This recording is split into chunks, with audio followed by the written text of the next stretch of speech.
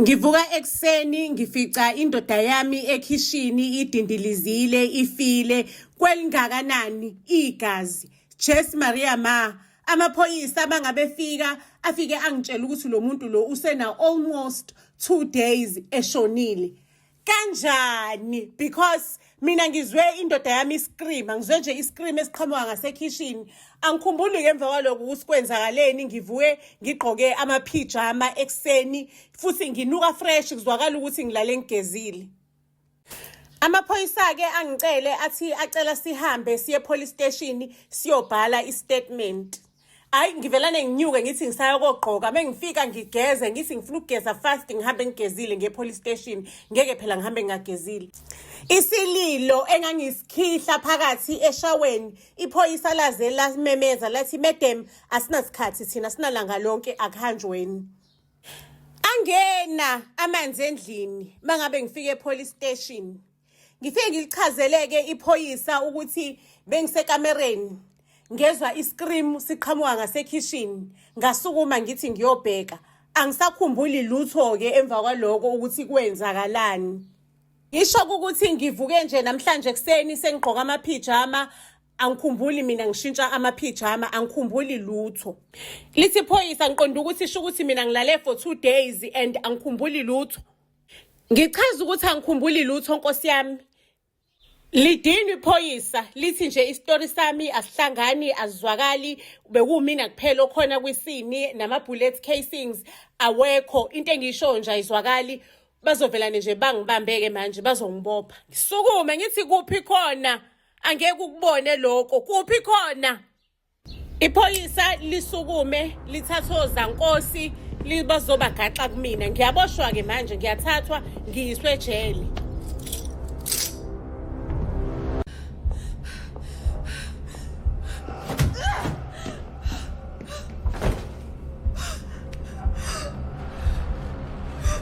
Mengiqeda ukuphuma ngebail ummeli angiadvise athi kungcono ukuthi ngihambe ngiye ku-hypnosis ngoba lento yami ayihlangani ngizoboshwa. Afike ngempela umuntu ozongihypnotizer kuqalweke manje ngeprocess. Please go back to the time when you had the scream.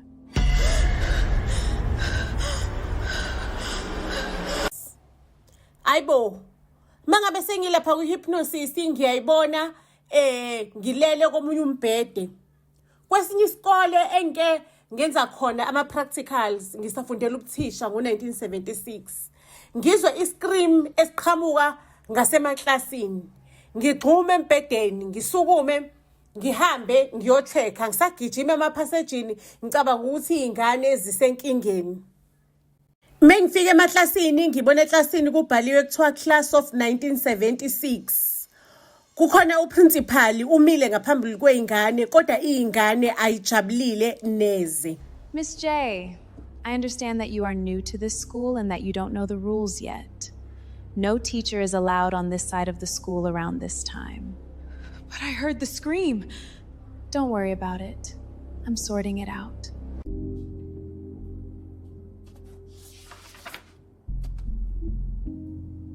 Were you watching a movie before the scream?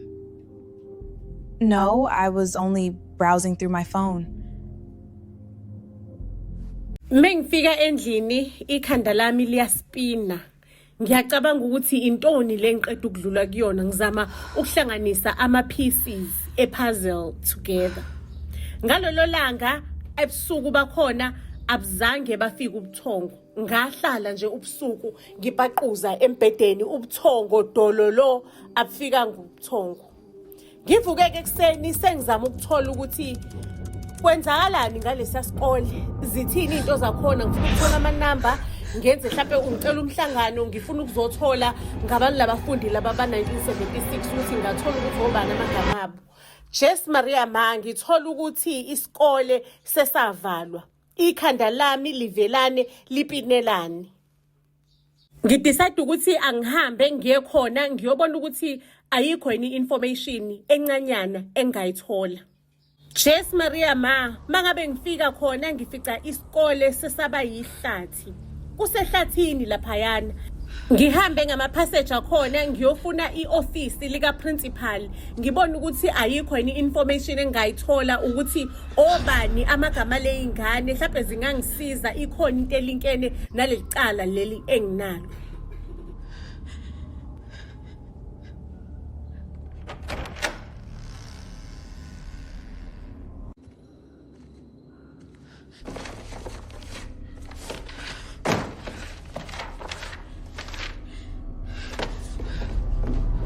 Shukuthi esikoleni ngifike ngathola enye ifayili ebhala ukuthi 1976.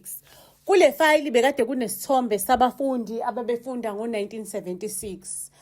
Ngibabuke ngibaqalaze laba engibafunayo ngibabone ngempela esithombeni laba kade ngibabona ku-hypnosis. Ayi ngizame ukuthola ukuthi ngabathola kanjani ngibaseshe ku-social media. Boyi-3 bekunento ecommon ngabo bekade bengekho lana ku-social media.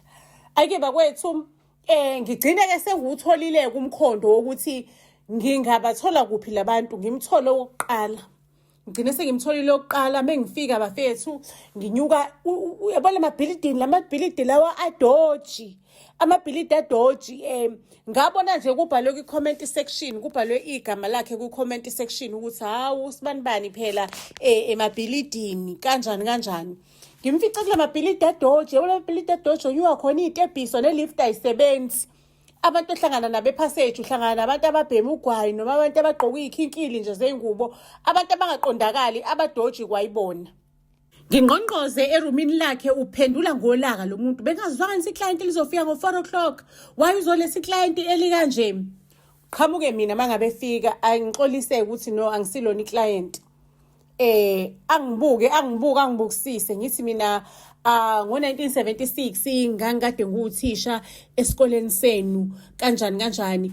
Khona ilanga la engibona khona ku-hypnosis angikhumbuli lutho la enaskrima khona ngathi mengifika uprincipal wesikole umem Makhoba wathi kumina hayi abantwana abanalutho I'm taking care of it, but kwi-hypnosis ngiyabona ukuthi nanithukile eklasini and angiboni ukuthi kwenzakalani, angikwazi ukuqhubeka ngibone ngicela ukubona lapho angikwazi ukubona enye information ukuthi what happened emva kwalokho.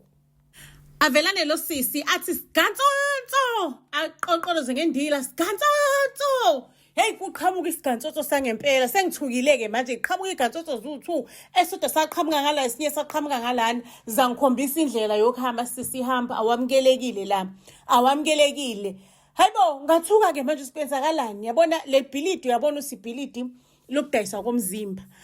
Inhliziyo yami ibe buhlungu-ke because lesa sikole lesana sika Victoria menginilandisa umlando wakhona uVictoria kwakuwumculi wakhona la eBhazesey osebenza phesheya oculela phesheya yabona ohlala eWendy's ephesheya kweyilandle eWendy's wanikela ngesikole eBlue Bay.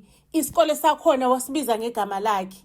Lesikole sasithatha abafundi ababeyintandane emahome bazohlala la eboarding school lesikole. Kwakubukwa abantwana abaphasa kakhulu abaphasa ngama-pass rates awo-A, kodwa kumele ube umntwana ongenabo abazali ohlala ehome noma thiwa mhlawumbe awunabo abazali kodwa kumele ube umuntu ongenalo ikhaya ohlala ehome. Noma mhlawumbe uhlala somewhere nje lo ohlalisiwe khona ohleli kabuhlungu ocushiwe, but kwakunzima ukungena nje mabe umuntu ordinary bengena abantu abasuka ehome kuphela benomlando ukuthi okay lo wathathwe home wafika ngamuphi unyaka kunomlando nje wakhe. Bekushuthi nje ngiyaxolisa ukubiza igama ley'ntandane kusho bekuthatha abantu abayintandane abangena muntu abangathi lo umuntu ongangimele empilweni. Isizathu saloko ukuthi uVictoria naye wakhula eyintandane wathola umuntu wavelane nje wamnikelela wamnyisa esikoleni wathola a good education waze wadiscover ukuthi umculi wamsiza lo muntu. So naye bekathi ufuna ukubuyisela lo yonto. Yabona bekuyisikole esisab opera school kanjena yabo opera school eSouth Africa uthola ukuthi izingane khona zilala emashidini amhlophe amashidini lawa alalo lindiwe dikana yabona lamashidi lawo ngisho neclass lakhona ifurniture yakhona itop shayela isystem yakhona esikoleni itop shayela i-education yakhona itop shayela. Ngicela ukutshela ukuthi engihambeke la after igantsotso sezingimemezile ngihambe ngiyofuna unumber 2 le ngane zazu3 engiyibone mangabe ngilapha yana kadokotela lo hypnotizer nayo.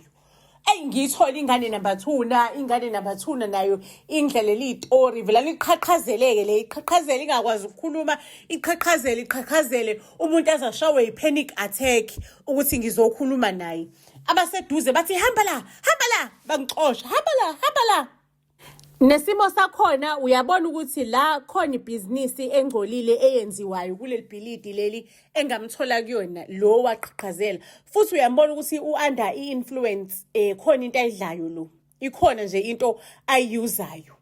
Ake ngicela ukunitshela ukuthi ngihambe sengiyofuna owesithathu ungamthola edampini bafethu abo uyidlela iwunga umuntu udakiwe udla iwunga udakiwe.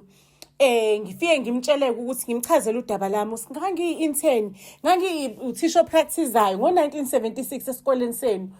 Khona ilanga lena skrima ngaso nu-3 ngafica nino-principal esikoleni eklasini. Ngifuna ukwazi ukuthi kwakwenzakalani. Athi ngiqalekile miss, ngiyakukhumbula wena. Ngiqalekile miss kanjani? Yazi ukuthini? Lento engiyibhemayo ayibizi kangakho. Kodwa-ke meme i-information iyakhokhelwa. Mangasukunikeze nje 5K inkulungwane 5 5,000 rand. Mina ngakihlanzela iqiniso meme ngakukhiphela iqiniso. Bafethu le information ngiyayifuna because kuyacaca ukuthi lento le yokushona kwendoda yami ilinkene nalento le because how come ku-hypnosis kuvele lento. Kuyacaca nje ukuthi ilinkene ukuthi kanjani angi-understand but kumele ngithole ukuthi ilinkene kanjani. Bakwethu ngihambe ngigijime manje ngiyofuna ama-ATM ngithi ngiyabuya hlala la ngiyabuya ungahambi hlala la ngiyabuya ungahambi athi hawu uzobaleka wena sister ngimasha nawe uhambe uyabhampa bafethu lo muntu angilandeleke uhodoba uhamba nabanye ohodoba bakhe angilandeleke masebethi hayi sister thina sizokuhlala la sizokubheka ibhenki la ngaphesheya komgaqo bathi bazongibheka ngivela umgaqo wabafethu ngiyokhipha lo 5 hour ngiyafica ngiyaphenika ukuthi I'm about ukuthi ngithole iqiniso usikahle kahle kwenzakalani mhlawumbe lento ingangilidele eqinisweni ukuthi ngiphume kule nyakanyaka yecala engikulona because kuthiwa umina kuphele ngangisendlini awekho ama-bullet casings sho ukuthi mina ngayicleana isini ngiphume ngebail nje kodwa nakhona kuyacaca ummeli wami ungitshelile ukuthi akuhambi kahle la ngishaya uvalo ngibamba iqueue ngathi ihamba kancane sengifise ngase nje ngaze ngicele nomuntu ophambili bangingenise ngathi ngithi ngiyakhuluma wangihlinelana kwakumama waziwehlisa izibuko ngathi mengithi ngimnyusa amaqakala akhe ngawabona ukuthi cha amaqakala avuvukele nami ngiyamhlolela lo mama weshaye iwigi lesapheme ekhanda umama wabantu. Ngilinde bafethu iqueue ihamba kancane kuthi mase kusondela isikhathi sami umuntu wangena kuqala kunami angazi wedidwa yini ku-ATM noma imali yayingekho kwakuleke kuphumile nje iliphu emshinini mina ngilindile kanjalo bafethu kwi-queue iliphu nje zilokhu iphumile emshinini mina ngilinde kwi-queue ngifuna ukungena ukuthi ngikhiphe imali ku-ATM. Ifika ke-chance yami bafethu ngu-withdraw lo 5,000 sengiyagijima ngwela umgaqo sekisikhwama sengisigaxa khwapheni ngiyagijima ngwela umgaqo bafethu ngifice hawu amapharadolo lo awasekho. I'm sorry ukusebenzisa igama lamaphara sisi laba abasekho kade bezolanda u5 blocks uzwathi nje u5 steen abasekho. Ngibuyele emuva-ke manje sengiyababheka lade ngibathole khona. Ukuphi uSibanibani ngamuzwa igama bembiza ngalo. Ukuphi uSibanibani bekahamba nabangani bakhe behamba nabangani bakhe kanjani avelana culo yedwa athi amagugu alelizwe angishayela isign yokuthi isign yomqala yabo le sign yokuthi akasekho emhlabeni sebemkhimbilile sebembulele kanjani bambulele kanjani ubulawa ubani athi hey aphakamisa izandla ngithi ngimvezela u5K athi hey yabo umuntu ophakamisa izandla ukuthi angizingeni ngithi ngivula isikhwama 5K athi angizingeni ahambe azathi angizingeni ahambe umuntu angishiye kanjalo lingishayeke manje uvalo lungishaya uvalo sikahle kahle kwenzakalani. Inkulu into la angi-understand ngiyazi inkulu into la. Ayike ngihambeke bafethu ngibuyele emuva ngibuyele endlini ngiqaleke manje ngiyibuke zonke izithombe ezazi lehlasi lezingane ngicabanga ukuthi mhlawumbe zingaba nayo information ngiyiseshe le ingane ku social media ayitholakali. Uyithola nje kuma comments. Yabona kuma comments alama group lawa akhohlakele, ama groups lawa akhohlakele, uthola lezo ingane ku comment section mhlawumbe kuveza isithombe ukuthi hayi ubani bani in kunama scandal nje around their names. Ngithola ukuthi labantu laba batholakala emabhilidini akanjani, mhlawumbe omunye athi hawu ungayithola la ishibhile kanjani. Ngithola ukuthi labantu ngathi nje impilo yabo ayihlangene kahle. How come iclass lonke lika 1976 uthola ukuthi impilo yakhona ayihlangani kahle, understand? Mase kuba khona futhi abanye engithola ukuthi basebenzela a certain cleaning company. Mengishaya research yami basebenzela a certain cleaning company. Sengifuna ukuthi ngihambe ngiye kulo cleaning company. Ayi man, ingqondo ngibuyela ukuthi a day before umkhonyana wami edlule emhlabeni kwakunomuntu ovela from this cleaning company ebizwe umnyeni wami from this cleaning company ezoklina la. Ngibheke invoice, ngibheke yonke into ngize ngilithole usikokubani igama lalomuntu. Ngiacthe engathi ngizocela i-request for ukuklinelwa kulo nkampani. Ngifona inamba yu private ne voice ngishintshile. Ngisho ukuthi ngicela ubani bani azongiklinela endlini yami kanjani. Ngidinga usizo, we understand. Ngisho address wrong. Ngisho ukuthi ngicela specifically ngifuna bani uyena engimthandayo uklina kahle. Umuntu ophendulayo athi ngiyaxolisa mem usibani bani akasekho emhlabeni. Udlule nini emhlabeni, udlule a day leli aphuma koklina emzini wami. Ayike ngivelane ngibe confused okokuqala okugcina. Ukuthi kahle kwenzakalani la. Angiqaleke manje ngenza research ngiharisha imoto. Ngigqoka amaglasi, ngidisguise, ngithole lelikhanda lelo ligqokayo labelungu elemlungu bengathi ngumlungu, ngifake iweave engathi ngumlungu, ngibe nje umlungu kahle. Ngiqale manje ngilandele indaba yale cleaning company ukuthi who is the owner of this cleaning company? Who exactly is the owner of this cleaning company? Kwenzakalani? Ihlangene kanjani le company? Why mina ngilandelwe yidumbu bonke abantu yini lefihlwayo wonke umuntu engimfunayo kube khona isidumbu salowo muntu leyo. Kube khona umfundi oyedwa owefunda kulesiya sikole osebenza kule cleaning company. Ngimile laphayana ngiyambona ukuthi yena mangabe phuma uyathwayizela akahambi ngegroup yalaba abanye futhi uhleze ehlinile ebusweni udiniwe nje akekho happy. Ngimlandele ngibona ukuthi uhlala kuphi. Wathi ngene endlini ngabe nginokha ngangena endlini yakhe. Mengifika ke endlini yakhe ngikhulumisane naye angitshela ukuthi babulala umngani wakhe bambulele kanje. Ngimtshela ukuthi kwenza why babulelelani labantu babulawelani athi it's because imfihlo le efihliwe ngathi isiqhamuka isifuna ukuthi iphume imfihlo le eyayifihliwe.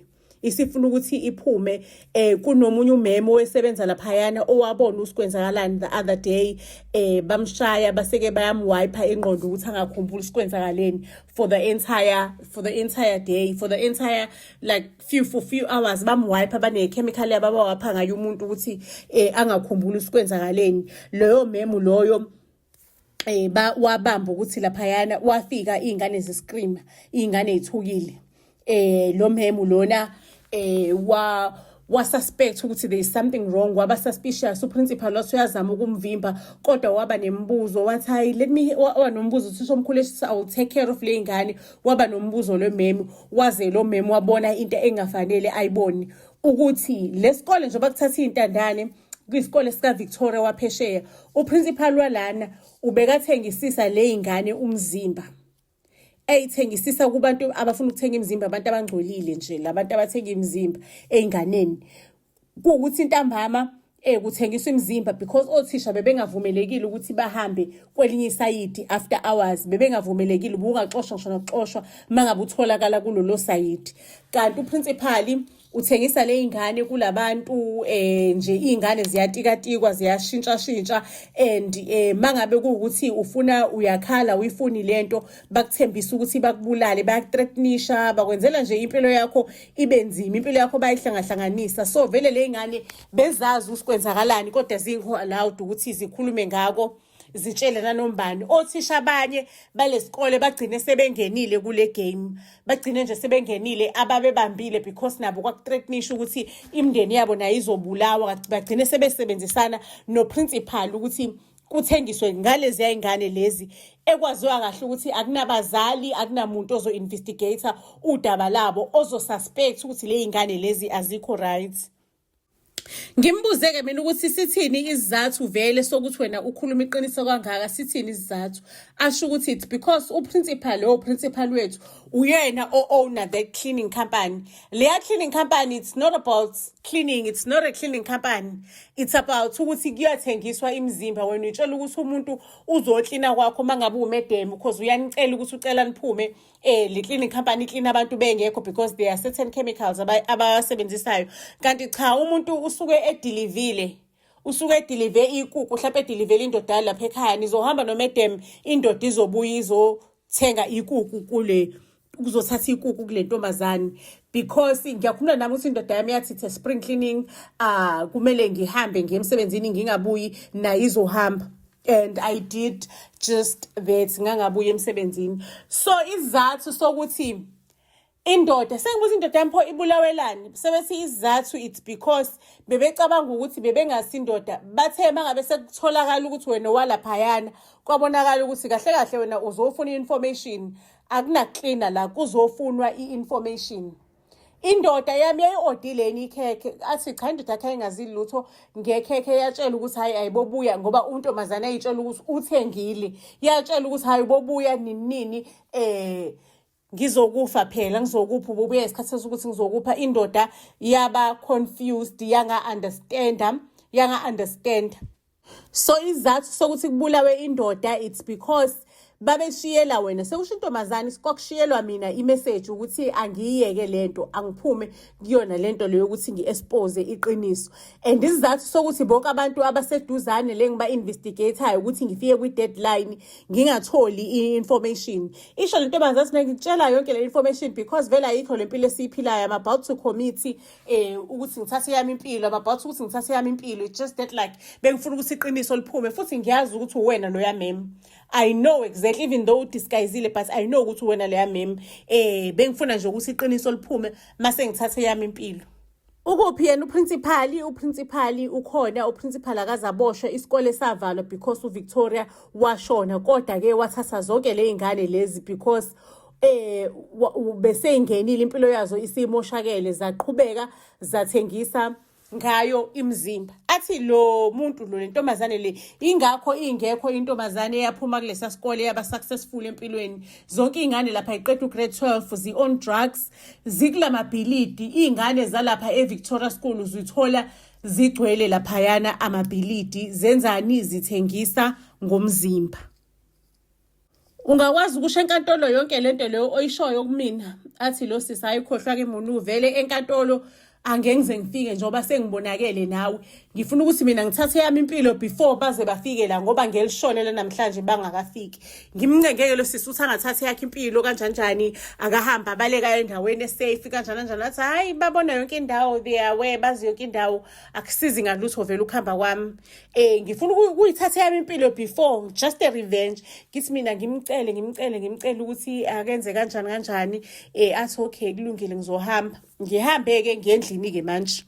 Before ngendlini ngimbuze mina ngithi like how come ukuthi laba bantu laba ba busy babulala left right and center mina abangibulali. Sini isizathu sokuthi mina bangangibulali mina kodwa bebebulala left right and center. Intombazane ingitshela ukuthi it's because khona la abathola khona uxhaso somewhere somehow lo memu lo and wayesebenzise iy'tifiketi zakho back then ukubhalisa loo nto leyo. So mhlazane walontunja wabulala wena isitifiketi sakho eHome Affairs wavela as umuntu o-deceased, and then like she won't be able to gain. Kahle kahle lo meme unesikole asibhalisile sa-online ukuthi uyaqhubeka ngalesikole lesa online, isikole sibe singekho, wathatha wonke ama-certificates abantu ababesebenza laphayana, and wena-ke apparently wena uhamba phambili because by that time wawu-under 35 yena over 35, kwafuna lo muntu uzethole lo xhaso umuntu ongaphansi kwa-35. So isizathu sokuthi agcine uphila it's because igama lakho liyamsebenzela. Ingishaqeke yonke le information engangiqela ukuyithola, ingishaqe kakhulu. Ngicela ukuntshela ukuthi ngihambe-ke ngendlini ngiyocabanga-ke manje ukuthi kuzomele-ke, because ugirl uthi she is not willing to testify e-court, kuzomele ukuthi ngizame ukuthola ukuthi akukho yini lengathola khona amakhamera ukutshengisa ukuthi labantu babela ngasikhatsini, bafika ngasikhatsini, kwenzakalani. Khona enye inkampani engaphesheya nje opposite nale engihlala ngakhona, you understand, inkampani opposite nezinye inkampani down the streets zikhona. Ngithole ama-footage akhona, ngiwathola ama-footage, ngiyibona imoto ingena nje e-building lami. Ayingenanga, yaqathaza abantu bangena ngey'nyawo, but yabaqathaza nje phambi kwebhilidi lami yahamba. And labo bantu babegqoke iy'mpahla thizeni, babegqoke iy'mpahla e-black, and you can see isigubo sabo ukuthi bami kanjani from the camera, and you can see ubuso babo ukuthi banjani ebusweni. And labantu baphuma almost after 2 days la endlini. Okusho ukuthi mina le insuku nje bangixisha lento abangixishayo ukuthi ngingavuki, baze bangigeza, ngisho nokungigeza, bangilalisa empedeni, yonke into baklina iscene, baklina the entire scene. Sho lento ababengiflasha ngayo singakhumbuli lutho, yathatha 2 days ukuthi ngibe completely flushed. Ake lama camera ngithathe lama footage eloya yami kuprove-ke ukuthi okay lo muntu lo wafa immediately, labantu kuyabona sibangena ngasikhatsini ne-time of death yakhe, angisho isikhathi sakhe sokushona amaphoyisa estimator masekucwaninga nocwaningo lalu-check ukuthi washona nini, lasho i-estimation yesikhathi ukuthi ushone nini lo muntu. So leso sikhathi leso compared to isikhathi abangeneni ngaso labantu, kwabonakala ukuthi okay there is something wrong, and mase kubonakala ukuthi labantu bahlala for such like for isikhathi esingaka, and kuya corresponda ukuthi mina how come kade ngingavukanga for a certain time. Mangabe icala ke sele enkantolo icala ukuthi bangenile labantu akusho ukuthi angisasiyona i-suspect. Sekusho ukuthi umina nalabantu sama-suspect sobathathu kumele sazi ukuthi kwenzakalani endlini. Angisho mina ngihamba ngovalelwe emaselini, angikwazanga ukwenza ama-blood test ukutholakala ukuthi khona mhlawumbe egazini lami, is there any chemical esegazini. Angicheckanga lutho. Ngagcina ngilwine kanjalo-ke icala, baboshwa-ke labo bantu. Iloya yami ekhasho ukuthi kuyaprove-ka ukuthi labantu laba baboshwa kanjalo, and only to find ukuthi they are linked, balinkiwe ema-casini amaningi kakhulu. Even necala lika-principal nalo, no-principal walinkeka lapho, naye wagcina eseboshwa kanjalo ku-principal ne-cabinet, bonke abantu ade sebenza nabo kule cleaning company yakhe. Angeke ngisawachaza-ke ama-details. Nizizwa kanjani-ke family? Khona le ngisebenzise khona i-AI la abantu bami bebuka kabe realistic khona. Kwasho ukuthi-ke eheni i-AI iyabiza bafethu. Abokhole i-AI lebhedayo, uthola umuntu beyokhuluma bafike babukane, basomunye abheka lena, noma umuntu engena emotweni angene ngo-reverse, noma imoto ihamba nje kube into nje engathandeki enyanyisayo. So lena realistic kanje la kade ngicreate ngayo ukuthi ama-characters wami ahlale efana nani but ama-scenes bekuyinto ade ngiyakhile from my 3D like kwi-3D like kwi-software 3D yami. So like how do you feel about the AI but like iyabiza like because I paid 1,000 bengitesta nje because I was busy trying to learn it. I paid roughly 1,400 rands for this AI and Historia share part nendawo singaphelile. Oh my gosh, yaziyabiza i-AI but ibukekile ufuna uqamamanga. And labantu khona labakhuluma bayakhuluma bengitype mina story bayakhuluma ne ukuthi bebekhuluma English office nini English anifuni kodwa family ngaze nganenzani ngesingisi nivelana nje nifuna isiZulu kade ngenza research ukuthi indaba abantu bangafuni uma ngifaka iEnglish AI bathi abantu umuntu engiresearch kuyena wathi hayi bazwa kahle ngesiZulu bachazeleka kahle ngesiZulu so sithini isizathu sokuthi mangabe ngizama ukuthi ngifake ezinye izinto ningayithandi lezo zinto sithini isizathu because I don't know I understand ukuthi mhlawumbe ngoba isiZulu ngichazeleka kahle or maybe it's because nithanda ivoice or sithini kahle isizathu but ke family iyabiza ke lena ngiyenze ngiafford ukuthi 1,400 singaphelanga nestory no ways no ways but like I just want to know because maybe in future mhlawumbe ngaba khona ama AI better kodwa affordable like ngifuna ukunderstand ukuthi sithini isizathu sokuthi